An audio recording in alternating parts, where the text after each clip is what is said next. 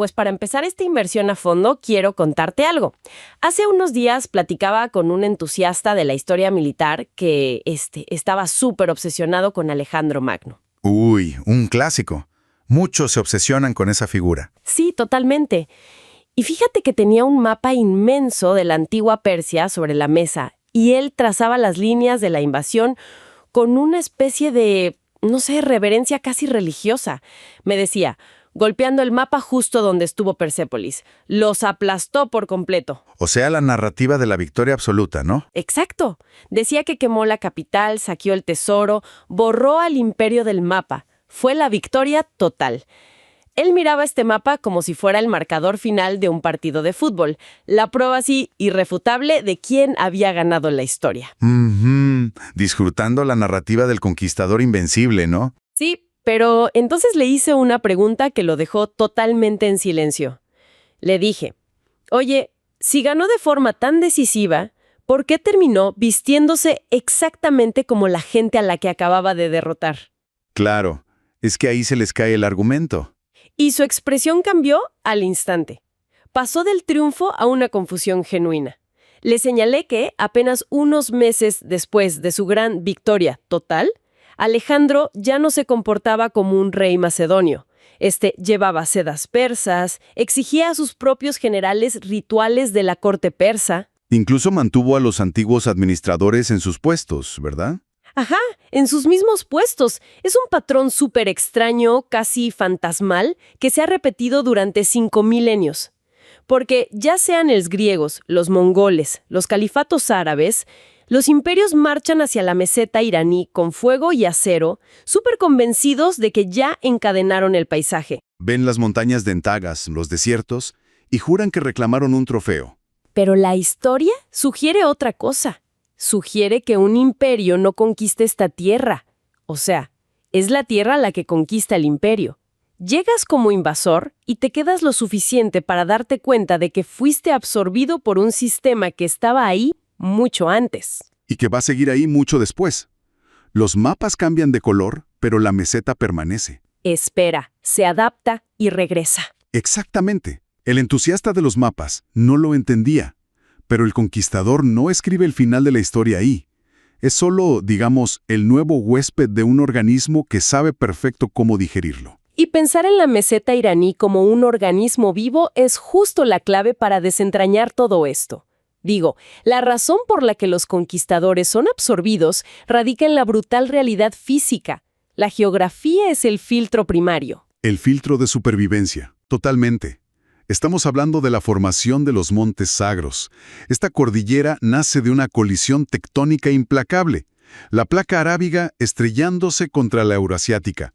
Y el resultado es una barrera física tremenda. Con altitudes extremas, inviernos bajo cero. Sí, y una aridez que no perdona un solo error logístico. Fíjate, uno puede pararse en el borde de los sagros, con ese aire helado cortando la piel, asomarse al precipicio y ver unos 300 metros más abajo a un ejército invasor serpenteando por un paso súper estrecho. Es una imagen poderosísima. Sí, porque ilustra cómo la montaña funciona como un filtro biológico enorme. Le arranca al invasor todo su impulso. Ya no importa qué tan rápido serán allá abajo en las llanuras, la altitud los obliga a hibernar bajo sus propias reglas. Y ese contraste de velocidades es fascinante. Hay que visualizar, por ejemplo, una aldea durante la conquista árabe en el siglo VII. Imagina un anciano viviendo en lo alto de la meseta. Mientras las llanuras de Mesopotamia caen rapidísimo ante la caballería. Exacto. Abajo todo es caos, pero la aldea del anciano permanece intacta. Es una especie de fortaleza de la memoria. Dentro de su casa de adobe, el aire huele a humo de leña y al aroma de un guiso de granada a fuego lento. Y cultivar granada en una zona semiárida no es cualquier cosa. Requiere milenios de conocimiento. Exacto, no es suerte. Y pasan las décadas. Obviamente las nuevas generaciones de la montaña aprenden árabe para el comercio, rezan hacia la Meca, pero continúan tallando los mismos patrones geométricos preislámicos en sus telares. Ajá, y usan los mismos calendarios agrícolas basados en el deshielo. En arqueología esto se explica con la teoría de la resiliencia, y es vital no confundir la resiliencia de ingeniería con la ecológica. A ver, explícanos esa diferencia porque suena clave. Pues mira, la de ingeniería es como un puente de acero. Es rígido, busca resistir un terremoto manteniendo su forma intacta. Pero cuando llega a su límite, colapsa por completo y es inservible. Ese es el imperio invasor. Órale. ¿Y la ecológica? La ecológica funciona como un bosque milenario frente a un incendio. No intenta detener el fuego, deja que los troncos se quemen, pero utiliza esa misma ceniza rica en carbono para que brote nueva vida. O sea, mantiene su identidad, pero muta su forma física. Exactamente. Y esto forma un ciclo adaptativo de 4 fases. Empieza con la fase alfa, una reorganización fluida. Piensa en los pastores curaaraxes en el 3000 a.C., moviéndose ágilmente leyendo la nieve. Pura adaptabilidad. Sí, y luego viene la fase R, de crecimiento rápido. Luego la fase K, que es la conservación y rigidez imperial, como el imperio sasánida tardío con su enorme burocracia. Pero esa rigidez es el puente de acero, la trampa. Es la trampa que los lleva a la fase omega, el colapso. Ya sea por invasión o sequía, la estructura se quiebra. Pero en este ecosistema, la fase omega devuelve el capital humano y agrícola al entorno para reiniciar el ciclo. Está cañón. Y sobrevivir a este entorno exigía métodos milenarios en armonía con la tierra, como los famosos kanats. Los sistemas de riego subterráneo son una genialidad. Totalmente, porque en un desierto donde el agua superficial se evapora bajo un sol brutal, esconder el agua era la única opción. Y requerían un dominio absoluto del entorno. Un maestro excavador, el Mucanis, localizaba el nivel freático al pie de la montaña leyendo el paisaje. Es que pensar en esos hombres metidos en la oscuridad, excavando pozos verticales, túneles de kilómetros con picos y lamparitas de aceite. Y aparte la matemática. Digo, si el túnel iba muy inclinado, el agua agarraba velocidad y derrumbaba todo. Y si era muy plano, se estancaba. Era gravedad pura domesticada. Exacto. Pero luego vemos el fracaso de la ingeniería moderna intentando dominar esto, como la represa de Gotthard en el río Karun. Ese es el ejemplo perfecto de arrogancia moderna. Virtieron millones de toneladas de hormigón, pero ignoraron la formación geológica de Gagsharan. Que son básicamente montañas de sal subterráneas. Sí, gigantescas. Inundaron el valle y depositaron miles de millones de litros de agua dulce directamente sobre la sal. El agua disolvió todo. Indujeron una fase omega solitos. Porque esa agua se volvió una salmuera que mató la agricultura río abajo. Y sin plantas, el suelo se secó, y los vientos levantaron tormentas de polvo que asfixiaron ciudades a cientos de kilómetros. Sí, la geografía no pierde su poder de veto. Las tormentas de polvo son como la respuesta inmunológica de la meseta.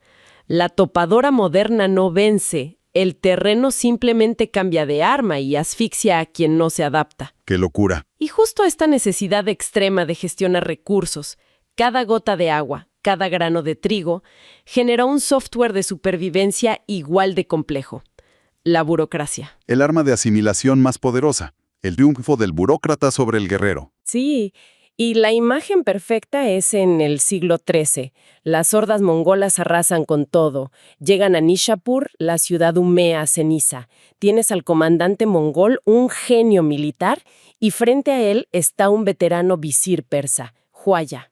El mongol domina la guerra, pero se da cuenta de que no puede alimentar a su ejército ni cobrar impuestos. No sabe cómo. Exacto. Y Huaya saca unos pergaminos antiguos, con las rutas postales y las leyes del sistema diván. El mongol entiende que su arco no sirve para gobernar.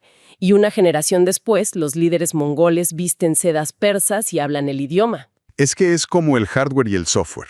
El ejército invasor es el hardware. La tarjeta gráfica superpotente que rompe todo lo viejo. Pero cuando se sientan a usar la computadora para gobernar un territorio agrario, ven que una carga de caballería no puede calcular el rendimiento del trigo.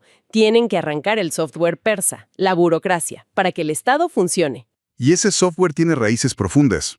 Desde la ciudad de Susa, en el 4200 a.C., usando sellos para rastrear rebaños, hasta Ciro el Grande. Quien hizo una revolución geopolítica brutal, ¿no? Absoluta. Antes de Ciro, asirios y babilonios gobernaban con aniquilación violenta. Ciro, en cambio, permitió a pueblos exiliados, como los judíos en Babilonia, volver a Jerusalén y conservar a sus dioses. Con la única condición de pagar impuestos a la tesorería central. Se integraban al sistema. Y luego Darío I mecaniza todo esto. Divide el territorio en satrapías, que son vigiladas por gobernadores, secretarios y militares. Una paranoia sistémica brillante. Sí, construyó el camino real con ese sistema de mensajería, el Langarium, que cruzaba el mundo en 9 días, hasta el Dárico de oro para estandarizar la economía. Una red que absorbe a todos. Y si vemos la batalla de Carras en el 53 a.C., es fascinante. Los partos aniquilando a las legiones romanas de Craso en el desierto. Con el famoso disparo parto, fingían huir y a medio galope se volteaban para disparar flechas. Pero lo que destrozó a los romanos fue la logística. Los trenes de camellos. Exacto. Tenían filas de camellos cargados con decenas de miles de flechas para mantener un ciclo de disparo continuo. Desmantelaron a Roma con cadenas de suministro. Y la ironía es que, a pesar de esa superioridad táctica móvil, cuando los partos gobiernan, terminan usando la misma estructura de satrapías de sus predecesores persas. Se sometieron al sistema. Igual que el imperio sasánida después, con su título de Shahanshah, el rey de reyes. Pero bueno, administrar recursos a este nivel de exigencia física obviamente generó algo más profundo. La geografía también dictó la moralidad. Sí, la arquitectura moral de la civilización entera. Piensa en el imperio sasánida otra vez. Imaginemos a Ardashir, un comerciante promedio, sentado junto al fuego sagrado zoroástrico, el símbolo de la luz y la pureza. Ajá, para él un amanecer no es el clima, es la manifestación de una guerra cósmica. Exacto, una batalla entre Asha, que es la verdad y el orden, y Drug, que es el caos y la falsedad. Ahura Mazda es el creador que exige decisiones morales activas. Porque tras la muerte, cruzas el puente Chimbat. Si eres justo, se ensancha hacia la casa del canto. Si eres seguidor de Drug, se estrecha como navaja hacia el abismo. Y todo culmina con la profecía del Saoshyant, un salvador mesiánico, la resurrección corporal y un mundo purificado por metal fundido. Un paralelismo exacto con lo que vendría después en las religiones abrámicas. Es que el cambio psicológico es gigantesco. La religión pasa de ser transaccional, o sea, de sacrificar una cabra para que el dios del clima no inunde tu aldea, a un marco de responsabilidad personal ineludible. Claro, el humano pasa de ser un campesino aterrorizado a un soldado activo en una guerra cósmica universal. Y esto nos lleva a cómo evoluciona la figura de Satanás. Esa es una de las transferencias culturales más grandes. Antes del contacto con Persia, el judaísmo temprano no tenía un diablo. Yahvé causaba todo, lo bueno y los desastres. De hecho, en el libro de los números, el ángel que detiene al burro de Balaam es un Satanás, con minúscula. Exacto. Es un sustantivo común que significa obstructor. Era un empleado de la corte divina, un policía de tránsito celestial. Y es el contacto prolongado con el imperio persa lo que infunde el dualismo zoroástrico. Espentamainiu contra Angramainiu. Así resuelven el problema del mal. Ya no proviene de Dios, sino de un adversario independiente. Y esto fluye hacia el libro del Apocalipsis, las jerarquías de ángeles y el Islam. Como los jinn y la figura de Iblis, que colapsa por puro orgullo al no querer postrarse ante el barro humano, aunque siga dentro de la voluntad divina. Toda esta continuidad asombrosa funcionó como un motor invencible. Pero es vital ver cómo la era moderna logró fracturar parcialmente esta biología. Inyectando ideología y extracción industrial, empezando en 1501 con el Imperio Safávida. Sí, con Ismael imponiendo el chiismo duodecimano como religión de Estado. Como escudo ideológico contra los otomanos y uzbecos fue brillante, aseguró la identidad moderna. Pero el costo fue aislar la meseta. Rompieron esa continuidad cultural fluida que asimilaba lo exterior. La máquina se atascó. Y quedaron vulnerables al imperialismo industrial del siglo XIX. La expansión rusa buscando puertos de aguas cálidas resultó en los tratados de Gulistán y Turkmenchai. Los rusos usaron artillería masiva y amputaron partes históricas como Georgia y Daguestán.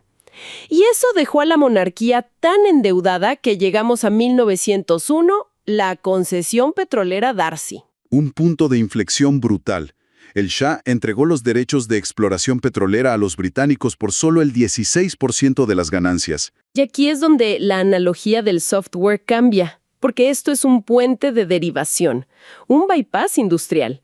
El imperio moderno ya no necesita sentarse en el trono agrario ni adoptar la burocracia de los khanats. Exacto, ya nos integran. Simplemente sacan la nueva sangre negra, la meten en tubos y va directo a la Marina Real Británica. Circunvalan el sistema administrativo antiguo, extraen sin asimilarse. Pero si recopilamos los 3 pilares milenarios, la geografía implacable que impone resiliencia ecológica, el motor administrativo indestructible y el crisol filosófico del dualismo ético, vemos algo profundo sobre nuestro presente. Aplicando la misma teoría de la resiliencia, las estructuras geopolíticas actuales, con todos sus bloqueos económicos y extracción masiva, representan únicamente la fase K, la fase de conservación rígida de la historia contemporánea. Un andamiaje moderno que está al borde de la fractura ineludible. Totalmente. Simplemente esperando que el antiguo paisaje active de nuevo la liberación del colapso para absorber estas presiones y regenerar su continuidad desde las cenizas,